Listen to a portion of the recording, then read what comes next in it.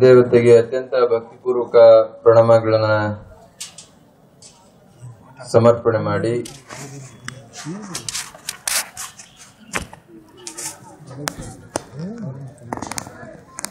ಇದುವರೆಗೂ ತಮ್ಮೆಲ್ಲರನ್ನು ಕುರಿತು ಈ ಭಾಗದ ಬಹಳಷ್ಟು ವಿಚಾರಗಳನ್ನ ಹಂಚಿಕೊಂಡಂತ ರಾಜ್ಯದ ಕಾನೂನು ಸಂಸದೀಯ ಹಾಗೂ ಪಶು ಸಂಗೋಪನೆ ಹಾಗೂ ಮುಜರಾಯಿ ಇಲಾಖೆಯ ಸಚಿವರಾದಂತ ಮತ್ತು ಈ ಕಾರ್ಯಕ್ರಮದ ಅಧ್ಯಕ್ಷತೆಯನ್ನು ವಹಿಸಿರುವ ಶ್ರೀಮಾನ್ ಜಯಚಂದ್ರರವರೇ, ವಿಧಾನ ಪರಿಷತ್ನ ಸದಸ್ಯರು ಯುವ ಮುತ್ಸದ್ದಿಗಳಾದ ಶ್ರೀಮಾನ್ ಚೌಡರೆಡ್ಡಿರವರೇ,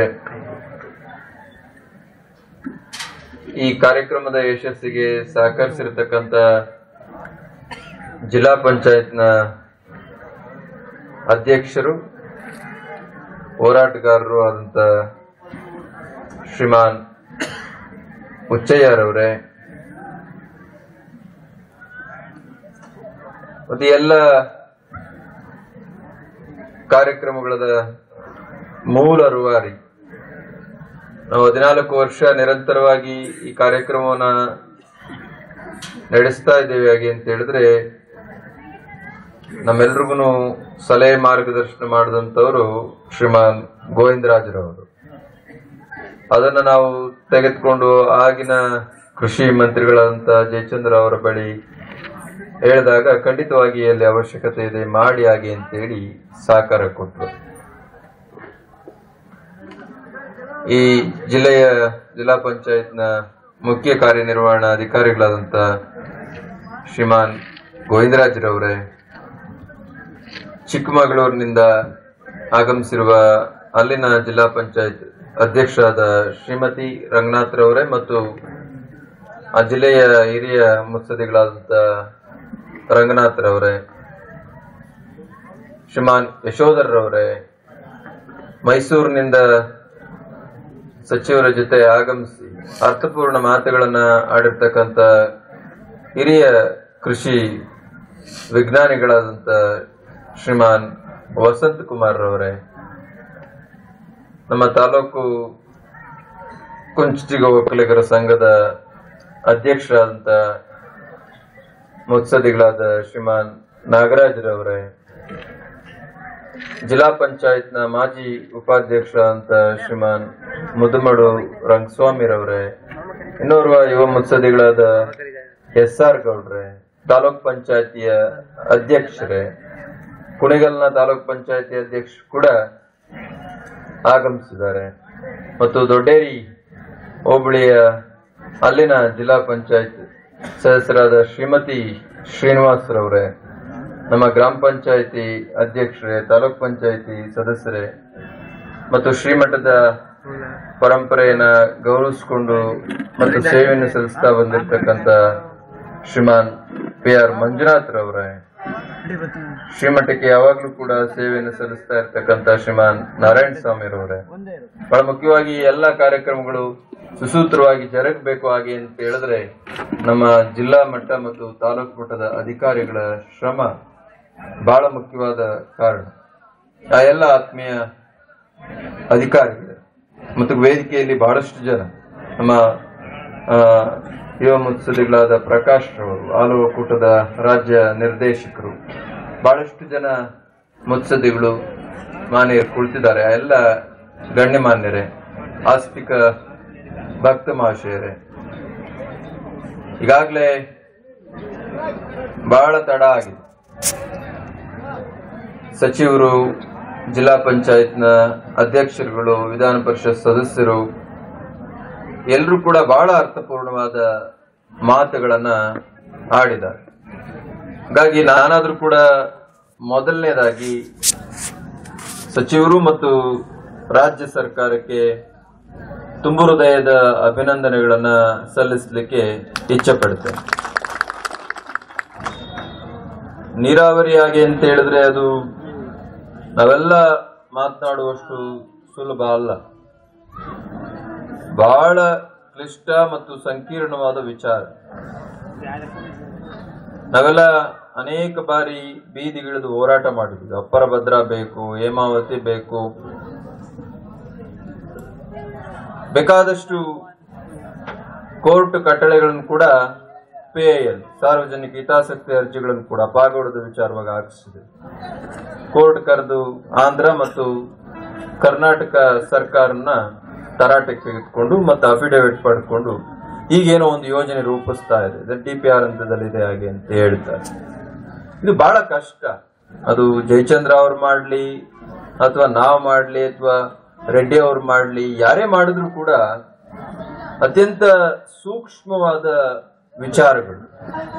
ಸರ್ಕಾರ ಬಹಳ ಬೇಗನೆ ಸ್ಪಂದನೆ ಕೊಡುವಂತ ಅವಕಾಶಗಳಿಲ್ಲ.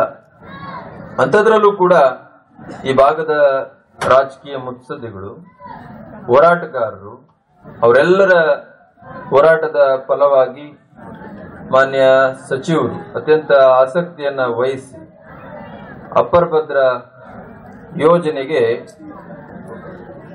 ತುಮಕೂರು ನಾಲೆ ಹಾಗೆ ಅಂತೇಳಿ ಒಂದು ಹೊಸ ಯೋಜನೆಯನ್ನ ಸೃಷ್ಟಿ ಮಾಡಿ ಅದನ್ನ ಇವತ್ತು ಆಡಳಿತಾತ್ಮಕ ಮಂಜೂರಾತಿ ಪಡ್ಕೊಂಡಿರುವಂತದ್ದು ಬಹುಶಃ ಈ ಭಾಗದ ಜನಗಳಿಗೆ ಮೊದಲನೇ ಹಂತದ ಜಯ ಹಾಗೆ ಅಂತೇಳಿ ನಾನು ಹೇಳಲಿಕ್ಕೆ ಬಯಸ್ತೇನೆ. ಬಹಳ ಕಷ್ಟ ಇವೆಲ್ಲ ಮತ್ತು ಅತ್ಯಂತ ಸೂಕ್ಷ್ಮ. ಎಲ್ಲರೂ ಕೂಡ ನೀರಿನ ವಿಚಾರದಲ್ಲಿ ಅಭದ್ರತೆಗೆ ಒಳಗಾಗಿರುವಂತವ್ರು, ನೀರನ್ನ ಪಡೆದಿರುವಂತವ್ರು ಕೂಡ ನಾವೆಲ್ಲೋ ನೀರು ತರ್ತೀವಿ ಹಾಗೆ ಅಂದ ತಕ್ಷಣ ಪಕ್ಕದ ನಮ್ಮ ಚಿಕ್ಕಮಂಗ್ಳೂರ್ನ ಅಧ್ಯಕ್ಷರು ಕುಳಿತಿದ್ದಾರೆ, ಅಲ್ಲಿ ನೀರು ತಂದ್ಬಿಟ್ರೆ ನಮ್ ಕತೆ ಏನೋ ಹಾಗೆ ಅಂತೇಳಿ ಸಚಿವರು ಹೇಳ್ತಾರೆ. ಹಾಗೆ ಅವರವ್ರದೇ ಆದ ಸಮಸ್ಯೆಗಳು, ಸೂಕ್ಷ್ಮತೆಗಳು ನೀರಿನ ವಿಚಾರದಲ್ಲಿ ಇದೆ. ಹಾಗಾಗಿ ಒಂದು ಹನಿ ನೀರನ್ನ ಯಾವ್ದಾದ್ರು ಭಾಗದಿಂದ ಯಾವ್ದಾದ್ರು ಭಾಗಕ್ಕೆ ತರಬೇಕು ಹಾಗೆ ಅಂತ ಹೇಳಿದ್ರೆ ಬಹಳಷ್ಟು ಸವಾಲುಗಳನ್ನ, ವಿರೋಧಾಭಾಸಗಳನ್ನ ಮತ್ತು ಚತುರತೆಯನ್ನ ಎಲ್ಲವನ್ನೂ ಕೂಡ ಮೆರೆಯಬೇಕಾಗ್ತದೆ. ಆ ನಿಟ್ಟಿನಲ್ಲಿ ಶ್ರೀಮಠ ಬಹುಶಃ 15-16 ವರ್ಷಗಳಿಂದ, ಆಗಿನ್ನೂ SM ಕೃಷ್ಣರವರು ಮುಖ್ಯಮಂತ್ರಿ ಆಗಿರ್ಲಿಲ್ಲ, ಆಗ್ತಾನೆ KPCC ಅಧ್ಯಕ್ಷರಾಗಿದ್ರು. ಹೇಳಿದ್ರಿ ನೀವೇ ಮುಖ್ಯಮಂತ್ರಿ ಆಗ್ತಿರಪ್ಪ ಬರುವಂತ ದಿನಗಳಲ್ಲಿ, ಆವಾಗಾದ್ರೂ ಕೂಡ ಈ ಭಾಗದ ಜನಗಳ ನೀರಿನ ಬವಣೆಯನ್ನು ತೀರಿಸುವಂತ ಕೆಲಸ ಮಾಡಬೇಕು ಹಾಗೆ ಅಂತೇಳಿ ಹೇಳಿದ್ರು. ಅವರಾದ್ರೂ ಅವಾಗ ಒಂದು ಪ್ರಯತ್ನ ಕೂಡ ನಡೀತು. ಅವ್ರ ಕಾಲದಲ್ಲಿ ಒಂದು ಸರ್ವೆ ಮಾಡಿಸುವಂತ, ನೇತ್ರ ತಿರುವು ಅಥವಾ ಏನೇ ಹೆಸರು ಇರಲಿ, ಮಾಡಿಸುವಂತ ಪ್ರಯತ್ನ ಆರಂಭ ಆಯಿತು. ಅಲ್ಲಿಂದ ನಂತರ ಸತತವಾಗಿ 10-15 ವರ್ಷಗಳಿಂದ ನೀರಾವರಿ ಹಕ್ಕೊತ್ತಾಯ ಸಮಾವೇಶವನ್ನು ಮಾಡ್ತಾ ಬರ್ತಾ ಇದ್ದೀವಿ. ಅದು ಇಲ್ಲಿರುವಂತ ಸಮಸ್ಯೆ ಏನು? ಆಡಳಿತಾತ್ಮಕ ಮಂಜೂರಾತಿ ದೊರೆತ ತಕ್ಷಣ ನೀರು ಬಂತ? ಮಂತ್ರಿಗಳು ಮಾತಾಡ್ತಾ ಹೇಳ್ತಾ ಇದ್ರು, ಈಗ ಹೇಳಿದ್ವಿ ನಾಳೆಯಿಂದ ಆಗ್ಲೇ ಕೇಳಲಿಕ್ಕೆ ಶುರುವಾದ್ರೆ ನೀರು ಬರ್ತದ? ಖಂಡಿತ ಇಲ್ಲ. ಯಾವುದೇ ನೀರು ಎಲ್ಲಿಗಾದ್ರೂ ಹೋಗ್ಬೇಕು ಹಾಗೆ ಅಂತ ಹೇಳಿದ್ರೆ ನಾನು ಪದೇ ಪದೇ ಹೇಳ್ತಾ ಇದ್ದೀನಿ, ತೆಗೆದುಕೊಳ್ಳುವಂತ ಜಾಗದಲ್ಲಿ ಮತ್ತು ಕೊಡುವಂತ ಜಾಗದಲ್ಲಿ ಆ ಎರಡು ಜಾಗಗಳ ರೈತ ಪರ ಹೋರಾಟಗಾರರನ್ನ, ನೀರಾವರಿ ತಜ್ಞರನ್ನ, ಹಿರಿಯ ಮುತ್ಸದ್ದಿಗಳನ್ನ ಕರೆಸಿ ಅವರ ಅನುಭವದ ಮಾತುಗಳನ್ನ ಸರ್ಕಾರ ತಾಳ್ಮೆಯಿಂದ ಕೇಳಬೇಕು. ಅದು ಯಾವುದೇ ಸರ್ಕಾರ ಆಗಲಿ. ಇಲ್ಲದಿದ್ರೆ ಈ ಯೋಜನೆಗಳು ನಾವು ಯಾವ ಗುರಿಗಳನ್ನು ಹಾಕೊಂಡಿರ್ತೀವಿ ಆ ಗುರಿಗಳನ್ನು ಮುಟ್ಲಿಕ್ಕೆ ಸಾಧ್ಯವಿಲ್ಲ. 12,000 ಚಿಲ್ಲರೆ ಕೋಟಿ ಆಗಿ ಅಂತ ಹೇಳಿದ್ರೆ ಅದೇನು ಸಣ್ಣ ಅಮೌಂಟ್ ಅಲ್ಲ. ಇವತ್ತು ಎತ್ತಿನ ಹೊಳೆ ಮಾಡಿದ್ದಾರೆ.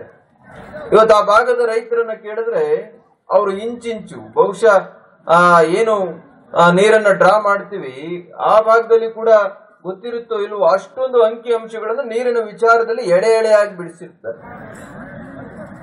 ಎಷ್ಟು ನೀರಿನ ಅರಿವಿದೆ, ಎಷ್ಟು ಅಲ್ಲಿ ಉಳಿತಾ ಇದೆ, ಈಗ ಅಲ್ಲಿರುವಂತ ಜನಗಳು ಯಾವ ಸಮಸ್ಯೆಗಳನ್ನ ಎದುರಿಸ್ತಾ ಇದ್ದಾರೆ, ಇದೆಲ್ಲವನ್ನು ಕೂಡ ಬಿಡಿಸಿಡ್ತಾರೆ. ಹಾಗಾಗಿ ಈಗಿನ ಯೋಜನೆ ಪ್ರಕಾರ ಎತ್ತಿನ ಹೊಳೆ ಮತ್ತು ಅಪ್ಪರ್ ಭದ್ರಾ ಎರಡೂ ಕೂಡ ಅತ್ಯಂತ ಯಶಸ್ವಿ ಯೋಜನೆಗಳು ಆಗಿ ಅಂತೇಳಿ ಸರ್ಕಾರವೂ ಕೂಡ ಮನಬಿಚ್ಚಿ ಹೇಳಲಿಕ್ಕೆ ಸಾಧ್ಯವಿಲ್ಲ, ನಾವು ಕೂಡ ಹೇಳಲಿಕ್ಕೆ ಸಾಧ್ಯವಿಲ್ಲ. ಆದ್ರೆ ಏನ್ ಮಾಡಬೇಕು ಹಾಗೆ ಅಂತೇಳಿ ಕೇಳಿದಾಗ ಸರ್ಕಾರ ಮುಕ್ತ ಮನಸ್ಸನ್ನ ಇಟ್ಕೊಂಡು, ಯಾಕಂದ್ರೆ ಈ ಯೋಜನೆ ಜಯಚಂದ್ರ ಅವ್ರ ಕಾಲಕ್ಕಾಗ್ಲಿ ನನ್ನ ಕಾಲಕ್ಕಾಗ್ಲಿ ಮುಗಿಯುವಂತದ್ದಲ್ಲ.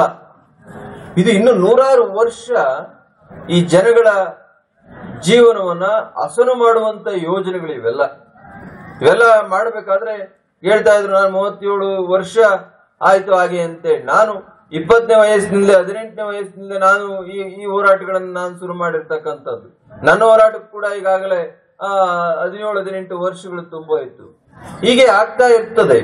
ಆದ್ರೆ ಈ ಜನಗಳ ಬದುಕನ್ನು ಹಸನು ಮಾಡಬೇಕು ಅನ್ನುವಂತ ದೂರದೃಷ್ಟಿಯನ್ನು ಇಟ್ಕೊಂಡು ಈ ಯೋಜನೆಗಳನ್ನು ರೂಪಿಸಿದ್ದೇ ಆದ್ರೆ ಅದು ಖಂಡಿತವಾಗಿ ಈ ನೆಲದ ಜನಗಳ ಬದುಕನ್ನು ಸಂಪೂರ್ಣವಾಗಿ ಹಸನು ಮಾಡ್ಲಿಕ್ಕೆ ಸಾಧ್ಯ ಇದೆ. ಹಾಗಾಗ್ಬೇಕು ಹಾಗೆ ಅಂತ ಹೇಳಿದ್ರೆ ದೂರಗಾಮಿ ಯೋಜನೆಗಳು, ಮುಂದಾಲೋಚನೆಗಳಿಂದ ಕೂಡಿರುವಂತ ಯೋಜನೆಗಳು ಇವತ್ತು ಅವಶ್ಯಕತೆ ಇದೆ. ತತ್ಕ್ಷಣ ಇನ್ಸ್ಟೆಂಟ್ ನಾವೇನಾದ್ರೂ ಮಾಡ್ತೀವಿ ಹಾಗೆ ಅಂತ ಹೇಳಿದ್ರೆ ಏನನ್ನೂ ಕೂಡ ಮಾಡ್ಲಿಕ್ಕೆ ಸಾಧ್ಯವಿಲ್ಲ. ಹಾಗಾಗಿ ನಾನು ಸರ್ಕಾರವನ್ನ, ಅಂದ್ರೆ ಸರ್ಕಾರದ ಪ್ರತಿನಿಧಿಯಾಗಿರುವಂತ ಮಂತ್ರಿಗಳನ್ನ ಕೋರೋದಿಷ್ಟೇನೆ, ಈ ಯೋಜನೆಯನ್ನ ಬಹಳ ಶ್ರಮಪಟ್ಟು ತುಂಬಾ ಜಾಗರೂಕತೆಯಿಂದ ನೀವು ಮಾಡಿಸಿದ್ದೀರಿ. ಆ ಯೋಜನೆಯನ್ನ ನೀವು ಯಶಸ್ವಿ ಯೋಜನೆಯನ್ನಾಗಿ ಮಾಡಬೇಕು ಹಾಗೆ ಅಂತ ಹೇಳಿದ್ರೆ ದಯಮಾಡಿ ಹಿರಿಯ ತಜ್ಞರು, ಬಹಳಷ್ಟು ಆಳವಾಗಿ ಅಧ್ಯಯನ ಮಾಡಿರುವಂತ ಹಿರಿಯ ತಜ್ಞರನ್ನ ನೀವು ಕೂಡಿಸಿ. ಇವತ್ತು ಈಗೆಲ್ಲೋ ನಮ್ಮ ಜಿಲ್ಲಾ ಪಂಚಾಯತ್ ಸದಸ್ಯರು ಹೇಳ್ತಾ ಇದ್ರು, ನಮ್ ದೊಡ್ಡೇರಿಗೆ ಅಪ್ಪರ್ ಭದ್ರದಲ್ಲೂ ಬರಲ್ಲ, ಎತ್ತಿನೊಳ್ಳೆಲ್ಲೂ ಬರಲ್ಲ, ನಾವೇನ್ ಮಾಡ್ಬೇಕು ಹಾಗೆ ಅಂತೇಳಿ. ಆ ತರದ ನೋವುಗಳು ಬಹುಶಃ ಹೆಜ್ಜೆಗೂ ನಮಗೆ ಸಿಗ್ತಾವೆ. ನಾವು ಆ ವರದಿಗಳನ್ನ ನೋಡಿದಾಗ ಬಹಳಷ್ಟು ಅನ್ಯಾಯಕ್ಕೆ ಒಳಗಾದಂತ ಪ್ರದೇಶಗಳನ್ನ ನಾವು ಕಾಣಬಹುದು. ಈಗ ನಾವು ಈ ವಾಣಿ ವಿಲಾಸ ಸಾಗರಕ್ಕೆ 5 TMC ನೀರನ್ನು ಕೊಡಬೇಕು ಹಾಗೆ ಅಂತೇಳಿ ಮಾಡಿದ್ವಿ.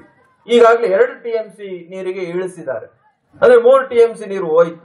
ಈಗ ಆ 2 TMC ನೀರು ಎಲ್ಲಿಗೆ ಹಾಗೆ ಅಂತೇಳಿ DRDO ಚಳಿಕೆರೆ ಯೋಜನೆ ಕೊಡಬೇಕು ಹಾಗೆ ಅಂತೇಳಿ ಈ ತರದ ಸೂಕ್ಷ್ಮತೆಗಳು ತುಂಬಾ ಇದಾವೆ. ಹಾಗಾಗಿ ನೀರಿನ ವಿಚಾರದಲ್ಲಿ ಯಾರೇ ಮುಂದುವರೆದ್ರು ಕೂಡ ನಾವು ತುಂಬು ಹೃದಯದಿಂದ ಅಭಿನಂದಿಸಬೇಕಾಗ್ತದೆ. ಆ ದೃಷ್ಟಿಯಿಂದ ನಾನು ವೇದಿಕೆಯ ಪ್ರಾರಂಭದಲ್ಲಿ, ನನ್ನ ಮಾತಿನ ಪ್ರಾರಂಭದಲ್ಲೇನೆ ಜಯಚಂದ್ರ ಅವರಿಗೆ ಈ ವೇದಿಕೆಯ ಮೂಲಕ, ಶ್ರೀಮಠದ ಮೂಲಕ, ಈ ಭಾಗದ ಜನತೆಯ ಮೂಲಕ ತುಂಬು ಹೃದಯದ ಅಭಿನಂದನೆಯನ್ನ ಅರ್ಪಣೆ ಮಾಡಿ. ಇದೆಲ್ಲ ಅಷ್ಟು ಸುಲಭವಾದ ಕೆಲಸ ಅಲ್ಲ, ಸೂಕ್ಷ್ಮವಾದ ಕೆಲಸ. ಅದರಿಂದ ನೀವು ಒಂದು ಹಂತದ ಜಯವನ್ನ ಪಡೆದಿದ್ದೀರಿ. ಎತ್ತಿನಹೊಳೆ ಮತ್ತು ಅಪ್ಪರ್ ಭದ್ರಾ ವಿಚಾರದಲ್ಲಿ ಎರಡೂ ಭಾಗದ ರೈತರನ್ನ ವಿಶ್ವಾಸಕ್ಕೆ ತೆಗೆದುಕೊಳ್ಳದೆ ಹೋದ್ರೆ ನೀವು ಮಾಡುವಂತ ಯೋಜನೆ ಎಗೈನ್ ಒಂದು ದೊಡ್ಡ ಹತಾಶ ಯೋಜನೆ ಆಗೋದ್ರಲ್ಲಿ ಯಾವುದೇ ಅನುಮಾನ ಇಲ್ಲ. ಇದು ಅತ್ಯಂತ ಸೂಕ್ಷ್ಮವಾದ ವಿಚಾರಗಳು. ಯಾರೋ ಹೋಗಿ ಕೋರ್ಟ್ ಮುಂದೆ ನನಗೆ ಮಾನವೀಯತೆ ದೃಷ್ಟಿಯಿಂದ ಈ ತೊಂದರೆಗಳಾಗ್ತಾ ಇದ್ದಾವೆ, ನೀವು ಕೊಡಬೇಕು ಸ್ಟೇ ಹಾಗೆ ಅಂತ ಹೇಳಿದ್ರೆ, ಮೊನ್ನೆ ಒಂದು ನ್ಯಾಯಾಧೀಶರನ್ನೇ ಹೇಳ್ತಾ ಇದ್ದಾರೆ, ಅಂದ್ರೆ ನಿವೃತ್ತ ನ್ಯಾಯಾಧೀಶರು ಎಜೆ ಸದಾಶಿವ ಅವರು, ಹಿಂಗ್ ಪಟ್ ಅಂತ ಹೇಳಿ ಸ್ಟೇ ಕೊಟ್ಬಿಟ್ರೆ ಹೇಗೆ ಮುಂದೆ ಜನಗಳ ಬದುಕು ಹೇಗೆ ಹಾಗೆ ಅಂತ ಅವ್ರು ಹೇಳಿದ್ರು. ಕಾನೂನಲ್ಲಿ ಅದಕ್ಕೆಲ್ಲ ಅವಕಾಶ ಇದೆ, ತಡೆಯಾಜ್ಞೆ ಕೊಡ್ಲಿಕ್ಕೆ ಅವಕಾಶಗಳಿದಾವೆ. ಜನಪರ ಯೋಜನೆಗಳಾದ್ರೂ ಕೂಡ ತಡೆಯಾಜ್ಞೆ ನಾವು ನೀಡಬಹುದು. ನಮಗೆ ಇಷ್ಟ ಇಲ್ಲ ತಡೆಯಾಜ್ಞೆ ನೀಡಬೇಕು, ಅದು ಜನಪರ ಯೋಜನೆ, ಅದು ಮುಂದುವರಿಲಿ ಅಂತ. ಆದ್ರೆ ಆತ ಕೊಡುವಂತ ಕಾರಣಕ್ಕೆ ನಾನು ತಡೆಯಾಜ್ಞೆ ನೀಡಬೇಕಾಗ್ತದೆ ಅನ್ನುವಂತ ಮಾತನ್ನು ಅವ್ರು ಹೇಳಿದ್ರು, ಹಿರಿಯ ನ್ಯಾಯಾಧೀಶರು. ಅಂತ ಸಂದರ್ಭಗಳನ್ನ ನಾವು ತಂದ್ಕೊಳ್ಬಾರ್ದು ಹಾಗೆ ಅಂತ ಹೇಳಿದ್ರೆ ಎಲ್ಲಿಂದ ನೀರು ತಗೊಳ್ತೀವಿ ಮತ್ತು ಎಲ್ಲಿಗೆ ಕೊಡ್ತೀವಿ. ಎರಡೂ ಭಾಗದ ಹಿರಿಯ ರೈತರನ್ನ, ರೈತ ಮುಖಂಡರನ್ನ, ತಜ್ಞರನ್ನ ನೀವು ಕರೆಸಿ ಆಳವಾದ ಒಂದು ಚರ್ಚೆಯನ್ನ ನಡೆಸಿ ಅವರ ಆಳವಾದ ಅಧ್ಯಯನದ ರೂಪವನ್ನು ನೀವು ಪಡಿಬೇಕು ಹಾಗೆ ಅಂತೇಳಿ ನಾನು ಈ ಸಂದರ್ಭದಲ್ಲಿ ಮನವಿ ಮಾಡ್ತಾ, ಮತ್ತೀಗೇನು ಎತ್ತಿನಹೊಳೆ ಅದಕ್ಕೇನು ಕಡಿಮೆ ಖರ್ಚಾಗ್ತಿಲ್ಲ, 12,000 ಚಿಲ್ಲರೆ ಕೋಟಿ ಅದಕ್ಕೆ ಖರ್ಚು ಮಾಡ್ತಾ ಇರೋದು. ಯಾರ ದುಡ್ಡು ಅಂದ್ರೆ ನಮ್ದೇ ದುಡ್ಡು. ನಾವೆಲ್ಲ ಒಂದಲ್ಲ ಒಂದು ರೂಪದಲ್ಲಿ ತೆರಿಗೆ ಹಣವನ್ನೇ ಕೊಡ್ತಾ ಇರ್ತೇವೆ. ಎರಡೂ ಯೋಜನೆ ಸೇರಿ 25,000 ಕೋಟಿ. ಬಹುಶಃ ಇದನ್ನ ಜಯಚಂದ್ರ ಅವರಂತವ್ರು ಮನಸ್ಸು ಮಾಡಿ ಮತ್ತೆ ರಿವೈಸ್ ಮಾಡುವಂತ, ಅಂದ್ರೆ ಸರ್ಕಾರದ ನಿರ್ಧಾರವನ್ನ ಪರಿಶೀಲನೆ ಮಾಡುವಂತ ಕೆಲಸವನ್ನೇನಾದ್ರೂ ಮಾಡಿದ್ದೆ ಆದ್ರೆ ಬಹುಶಃ 3/4 ಭಾಗ ಕರ್ನಾಟಕವನ್ನ ನೀರಾವರಿ ಯುಕ್ತ ರಾಜ್ಯವನ್ನಾಗಿ ಮಾಡ್ಲಿಕ್ಕೆ ಸಾಧ್ಯ ಇದೆ. ಅದನ್ನ ಸರ್ಕಾರ ಅತ್ಯಂತ ಜಾಗರೂಕತೆಯಿಂದ ಮಾಡಬೇಕು. ಇಲ್ಲ ಅಂತ ಹೇಳಿದ್ರೆ ನಾವು ಯಾವುದೋ ಒಂದು ರೂಪದಲ್ಲಿ ಕೆಲಸಗಳನ್ನ ಅವಸರವಾಗಿ ಮುಗಿಸುವಂತ ಪ್ರಯತ್ನಗಳಾದ್ರೆ ಇದರಲ್ಲಿ ಬಹಳ ದೊಡ್ಡ ಅನ್ಯಾಯಗಳು ಆ ಭಾಗದ ಬಹಳಷ್ಟು ಜನಗಳಿಗೆ ಆಗೋದನ್ನ ನಾವು ನೋಡ್ತೀವಿ. ಇವಾಗೆಲ್ಲ ಕಾವೇರಿ ಉದಾಹರಣೆ ಕೊಟ್ಟರು. ಕಾವೇರಿ ಆಗಿದೆ ಹಾಗೆ ಹೀಗೆ. ಇವತ್ತು ನಾಗಮಂಗಲ ನಮ್ಗಿನ್ನ ಬರ ಪೀಡಿತ ಪ್ರದೇಶವಾಗಿ ಆ ನೋವನ್ನು ಅನುಭವಿಸ್ತಾ ಇದೆ. ಇವತ್ತಿನವರೆಗೂ ಅಲ್ಲಿ ನೀರಿಲ್ಲ. ಮಂಡ್ಯ ಪಕ್ಕದಲ್ಲೇ ಇರೋದು. ಮಂಡ್ಯ ತಾಲೂಕಲ್ಲೇ ಬಹಳಷ್ಟು ಪ್ರದೇಶಕ್ಕೆ ಇವತ್ತಿಗೂ ನೀರಿಲ್ಲ. ಮಂಡ್ಯ ತಾಲೂಕಿನಲ್ಲೇ KRS ಹರಿಯುವಂತ ಪ್ರದೇಶದಲ್ಲೇ ನೀರಿಲ್ಲ. ಯಾಕಾಗಿ ಅವರೆಲ್ಲ ಆಕಾರ ಮಾಡ್ತಾರೆ ನೀರಿನ ವಿಚಾರವಾಗಿ ಆಗಿ ಅಂತ ಹೇಳಿದ್ರೆ ಅಷ್ಟು ನೋವಿದೆ. ಹಾಗಾಗಿ ನಮ್ಮಲ್ಲೂ ಕೂಡ ಆ ಪ್ರಜ್ಞೆ ಬೆಳಿಬೇಕು. ಯಾರಾದ್ರೂ ನೀರಿನ ವಿಚಾರಕ್ಕೆ ಹೋರಾಟಕ್ಕೆ ಹೋಗ್ತಾರೆ ಹಾಗೆ ಅಂತ ಹೇಳಿದ್ರೆ ನಾವು ಅವ್ರಿಗೆ ಉರ್ದುಂಬಿಸುವಂತ, ಬೆನ್ನೆಲುಬಾಗಿ ನಿಲ್ಲುವಂತ, ಸಹಕಾರ ಕೊಡುವಂತ ಕೆಲಸವನ್ನ ಮಾಡಬೇಕು. ಆ ನಿಟ್ಟಿನಲ್ಲಿ ದಯಮಾಡಿ ಬಹಳ ದೊಡ್ಡ ಯೋಜನೆಗಳನ್ನ ಸರ್ಕಾರ ತೆಗೆದುಕೊಳ್ಳಿ. 25,000 ಕೋಟಿ ಅದು ಬಹಳ ದೊಡ್ಡ ಅಮೌಂಟ್. ಅದಕ್ಕೆ ಒಂದು ಒಳ್ಳೆ ರೂಪವನ್ನ ಕೊಡುವಂತ ಪ್ರಯತ್ನವನ್ನ ಮಾಡ್ಲಿ. ಈ ಭಾಗದ ಜನ ನಿಮ್ಗಳ ಜೊತೆ, ವ್ಯವಸ್ಥೆಗಳ ಜೊತೆ ಇರ್ತಾರೆ. ನಾಡಿನ ಹಿರಿಯ ನೀರಾವರಿ ತಜ್ಞರು ನಾನು ನೋಡಿದ್ದೇನೆ. ಬಹಳಷ್ಟು ಇಂಚಿಂಚು ಯಾವ ಟ್ರೋಪೋ ಶೀಟ್ ಗಳನ್ನು ಇಟ್ಕೊಳ್ಳದೆ ಹೇಳುವಂತ ತಜ್ಞರು ನಮ್ಮ ರಾಜ್ಯದಲ್ಲಿದ್ದಾರೆ. ಅವರೆಲ್ಲ ನಮ್ಮ ಆಸ್ತಿಗಳು. ಅವರನ್ನು ವಿಶ್ವಾಸಕ್ಕೆ ತಗೋಬೇಕು ಹಾಗೆ ಅಂತೇಳಿ ಈ ಸಂದರ್ಭದಲ್ಲಿ ಕೇಳ್ತಾ, ಮತ್ತೆ ಇವತ್ತು ಬಹಳಷ್ಟು ಚರ್ಚೆಗಳು ಕೃಷಿ ವಿಚಾರವಾಗಿ ಬಹಳಷ್ಟು ವಿಚಾರಗಳನ್ನ ಈಗಾಗಲೇ ಮಾತನಾಡಿದ್ದಾರೆ. ನಾನಾದ್ರೂ ಕೂಡ ಹೆಚ್ಚು ಮಾತನಾಡದೆ. ಶ್ರೀಮಠ, ಯಾವುದೇ ಶ್ರೀಮಠಗಳಾದ್ರೂ ಕೂಡ ಜನಪರವಾಗಿ ಅಥವಾ ಜನಮುಖಿಯಾಗಿ ಕೆಲಸ ಮಾಡುವಂತ ಪ್ರಯತ್ನಗಳನ್ನ ಮಾಡಬೇಕಾಗ್ತದೆ. ಆ ನಿಟ್ಟಿನಲ್ಲಿ ನಾವು ಆಗಿನ ಜಿಲ್ಲಾ ಮಂತ್ರಿಗಳು ಜಯಚಂದ್ರ ಮತ್ತು ಶ್ರೀಮಾನ್ ಗೋವಿಂದರಾಜರವರನ್ನ ಕೇಳಿದಾಗ ಈ ಒಂದು ಕಾರ್ಯಕ್ರಮ ಹುಟ್ಟು ಹಾಕಿದ್ದು. ಅದು ಯಶಸ್ವಿಯಾಗಿ ನಡೀತಾ ಬರ್ತಾ ಇದೆ. ನಮ್ಗೆ ಅಷ್ಟು ಪೂರ್ಣವಾದ ಸಮಾಧಾನ ಇಲ್ಲದೆ ಇದ್ರು ಕೂಡ ಅಂದ್ರೆ ಇನ್ನೂ ಬಹಳ ದೊಡ್ಡ ಮಟ್ಟದಲ್ಲಿ ಅಧಿಕಾರಿಗಳು ಉತ್ಸಾಹದಿಂದ ಈ ಕಾರ್ಯಕ್ರಮವನ್ನು ನಡೆಸಿಕೊಡ್ತಾ ಇದ್ದಾರೆ. ಇನ್ನೂ ದೊಡ್ಡ ಮಟ್ಟದಲ್ಲಿ ರೈತರಿಗೆ ಅನುಕೂಲ ಆಗಬೇಕು ಅಥವಾ ರೈತರು ಕೇಳುವಂತ ವಿಚಾರಗಳನ್ನ ತಿಳ್ಕೊಳ್ಳುವಂತ ಒಂದು ಕೃಷಿ ವಸ್ತು ಪ್ರದರ್ಶನ ಇದಾಗಬೇಕು ಅನ್ನುವಂಥದ್ದು. ಈಗಾಗಲೇ ನಾವು ನೋಡ್ತಾ ಇದ್ದೀವಿ, ಕೈಗಾರಿಕೆಗಳನ್ನ 1000 ಹುಟ್ಟಾಕ್ಬಹುದು, ಆದ್ರೆ 1 ಎಕರೆ ಭೂಮಿಯನ್ನು ನೀವು ಹುಟ್ಟಾಕ್ಲಿಕ್ಕೆ ಸಾಧ್ಯ ಇದೆಯಾ? ಅದು ಇವತ್ತಿನ ನೀತಿಗಳು ನಮಗೆ ಭಯಪಡಿಸುವಂತ ರೀತಿನಲ್ಲಿ ಮಾರ್ಪಾಡಾಗ್ತದೆ. ಮೊನ್ನೆ ಸರ್ಕಾರ, ಕೇಂದ್ರ ಸರ್ಕಾರ ಸುಗ್ರೀವಾಜ್ಞೆ ತರುವ ಮೂಲಕ ಇವತ್ತು ಕೈಗಾರಿಕೆಗೆ ಮತ್ತು ಬಹಳಷ್ಟು ಇಂಡಸ್ಟ್ರಿಗಳಿಗೆ ಯಾವುದೇ ಕಾರಣ ಕೊಡದೆ ರೈತನ ಅಪ್ಪಣೆ ಅಥವಾ ರೈತನ ಒಪ್ಪಿಗೆ ಕೇಳದೆ ಅವನಿಗೆ ತಿಳಿಸದೆ ವಶಪಡಿಸಿಕೊಳ್ಬಹುದು ಅನ್ನುವಂತ ನಿರ್ಧಾರಗಳನ್ನ ಕೇಳಿದಾಗ ಒಂದು ಕ್ಷಣ ನಮಗೆ ಬೆಚ್ಚ ಬೀಳುವಂತ ಅನುಭವಗಳಾಗ್ತವೆ. ಅದರಿಂದ ನಾನು ಹೇಳುವಂತ ಮಾತು, 1 ಇಂಚು ಕೂಡ ನೀವು ಭೂಮಿಯನ್ನ ಬೆಳೆಸಲಿಕ್ಕೆ ಸಾಧ್ಯವಿಲ್ಲ. ಈಗಾಗಲೇ ವಶಪಡಿಸಿಕೊಂಡಿರುವಂತ ಕೈಗಾರಿಕೆಗಳಿಗೆ ಭೂಮಿಯನ್ನು ವಶಪಡಿಸಿಕೊಂಡಿದ್ದೀರಿ, ಅದನ್ನ ಸದುಪಯೋಗ ಮಾಡಿಕೊಳ್ಳುವಂತ ಕೆಲಸ ಮಾಡಿ ರೈತರ ಹೊಟ್ಟೆ ಮೇಲೆ ಹೊಡೆಯುವಂತ ಕೆಲಸ ಮಾಡಿದ್ರೆ ನಿಜಕ್ಕೂ ಕೂಡ ಅದು ಈ ದೇಶದ ಎಲ್ಲ ಅಭಿವೃದ್ಧಿಯ ಮೇಲೆ ಬಹಳ ದೊಡ್ಡ ಮಾರಕವಾದ ಪರಿಣಾಮವನ್ನ ಬೀರೋದ್ರಲ್ಲಿ ಯಾವುದೇ ಅನುಮಾನ ಇಲ್ಲ. ಅದರಿಂದ ದಯಮಾಡಿ ಸರ್ಕಾರ, ಬಹಳಷ್ಟು ಸರ್ಕಾರಗಳು ಆ ಯೋಜನೆಯನ್ನೇನು ಆ ಸುಗ್ರೀವಾಜ್ಞೆಯನ್ನ ಈಗಾಗಲೇ ತಿರಸ್ಕಾರ ಮಾಡಿದವು. ಅಂದ್ರೆ ರೈತರ ಅಪ್ಪಣೆ ಇಲ್ಲದೆ 1 ಇಂಚು ಭೂಮಿಯನ್ನು ಕೂಡ ಯಾವುದೇ ಸರ್ಕಾರ ಪಡಿಬಾರದು, ಯಾವುದೇ ಕಾರಣಕ್ಕಾಗಿ. ಅಂತ ಒಂದು ನೀತಿಯನ್ನ ಸರ್ಕಾರಗಳು ತರಬೇಕು. ಹಾಗಾಗಿ ನಮ್ಮ ಸರ್ಕಾರ ಕೂಡ ಅಂತ ನೀತಿಯನ್ನ ಕಣಿಸುವಂತದ್ದು ಅಥವಾ ಅದಕ್ಕೆ ಒಳ್ಳೆಯ ರೀತಿಯ ಪ್ರತಿಕ್ರಿಯೆ ಕೊಟ್ಟು ಸರ್ಕಾರದ, ಕೇಂದ್ರ ಸರ್ಕಾರದ ಮನಸ್ಸನ್ನ ಬದಲು ಮಾಡಿಸುವಂತ ಕೆಲಸವನ್ನ ಮಾಡಬೇಕು ಹಾಗೆ ಅಂತೇಳಿ ಈ ಸಂದರ್ಭದಲ್ಲಿ ಹೇಳ್ತಾ, ಆ ನಿಟ್ಟಿನಲ್ಲಿ ನಾವು ಯಾವುದೇ ವ್ಯವಸ್ಥೆಗಳನ್ನ ಬಯಸುವಂತದ್ದು ನಮ್ಮ ಪರವಾಗಿರ್ಲಿ, ನಮ್ಮ ಬದುಕನ್ನ ಹಸನು ಮಾಡಲಿ ಹಾಗೆ ಅಂತೇಳಿ ಅಂತ ಒಂದು ಜನಪರ ಯೋಜನೆಗಳು, ನೀತಿ ನಿರೂಪಣೆಗಳು ಇವತ್ತು ನಮ್ಮ ಬದುಕಿನಲ್ಲಿ ಆಗ್ಬೇಕಾಗಿದೆ. ಆ ರೀತಿ ಸರ್ಕಾರಗಳು ಚಿಂತನೆ ಮಾಡಬೇಕು ಮತ್ತು ಜನಗಳು ಕೂಡ ನೀರಾವರಿ ಯೋಜನೆಗಳು ಅಥವಾ ನಮ್ಮ ಬದುಕನ್ನು ಹಸನುಗೊಳಿಸುವಂತ ಯೋಜನೆಗಳು ಬಂದಾಗ ನಾವು ಯಾವುದೇ ತಾರತಮ್ಯಗಳು ಅಥವಾ ಪಕ್ಷಭೇದಗಳನ್ನ ಮರೆತು ನಾವು ಆ ಕೆಲಸಕ್ಕೆ ಮುಂದಾಗಬೇಕಾಗ್ತದೆ. ಯಾಕಂದ್ರೆ ಇದು SM ಕೃಷ್ಣ ಅವರ ಕಾಲದಲ್ಲಿ ಶುರುವಾಗಿದ್ದು, HD ಕುಮಾರಸ್ವಾಮಿ ಅವರ ಕಾಲದಲ್ಲಿ ಅಪರ್ ಭದ್ರಾಗೆ ಒಂದ್ಸರಿ ಶಿಲಾನ್ಯಾಸ ಆಯ್ತು, ಯಡಿಯೂರಪ್ಪನವ್ರ ಕಾಲದಲ್ಲಿ ಮತ್ತೆ ಇನ್ನೊಂದ್ಸರಿ ಶಿಲಾನ್ಯಾಸ ಆಯ್ತು. ಈಗ ಒಂದು ಹಂತಕ್ಕೆ ಬಂದು ನಿಂತಿದೆ. ಇದು ಅಂತ ಮತ್ತೆ ಮುಂದುವರಿಯೋದು ಬೇಡ. ಇದಕ್ಕೊಂದು ಸ್ಪಷ್ಟ ರೂಪವನ್ನು ಕೊಡುವಂತ ಕೆಲಸವನ್ನ ಸರ್ಕಾರಗಳು ಮಾಡ್ಲಿ. ನಾವು ಯಾರೇ ಆ ಒಂದು ಪ್ರಯತ್ನವನ್ನು ಮಾಡಿದ್ರು ಕೂಡ ಅವ್ರ ಜೊತೆ ನಾವೆಲ್ಲರೂ ಕೂಡ ಇರ್ತೇವೆ ಅನ್ನುವಂತ ಭರವಸೆಯನ್ನ ಈ ಸಂದರ್ಭದಲ್ಲಿ ವ್ಯಕ್ತಪಡಿಸ, ಭಗವಂತ ನಿಮ್ಮೆಲ್ಲರ ಜೀವನದಲ್ಲಿ ಇವತ್ತು ರಥ ಯಾವ ರೀತಿ ಅರಿತದೆ ಅದೇ ರೀತಿಯಲ್ಲಿ ನಿಮ್ಮೆಲ್ಲ ಕಷ್ಟ ಕಾರ್ಪಣೆಗಳು ಕೂಡ ಅರಿಲಿ. ನಿಮ್ಮೆಲ್ಲರ ಜೀವನದಲ್ಲಿ ಸುಖ ಸಮೃದ್ಧಿ ತಾಂಡವ ಆಡ್ಲಿ ಹಾಗೆ ಅಂತೇಳಿ ತುಂಬ ಹೃದಯದಿಂದ ಹಾರೈಸ್ತೇವೆ.